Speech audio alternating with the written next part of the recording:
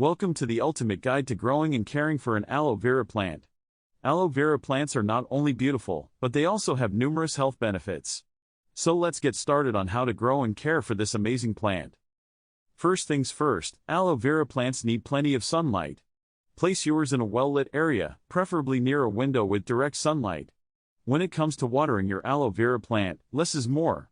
These plants are drought-resistant, so make sure to let the soil dry out completely between waterings. Overwatering can lead to rot and damage the roots. Now let's talk about the soil. Aloe vera plants prefer a well-draining soil mixture. You can create your own mix by combining equal parts of sand, perlite, and potting soil.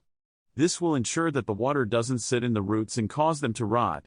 Fertilizing your aloe vera plant is not necessary but can promote growth. If you choose to fertilize, use a diluted, balanced fertilizer once every few months during the growing season. Pruning is an essential part of caring for your aloe vera plant. Remove any dead or damaged leaves regularly to maintain its health and appearance.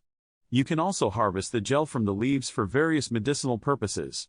Lastly, let's talk about propagation.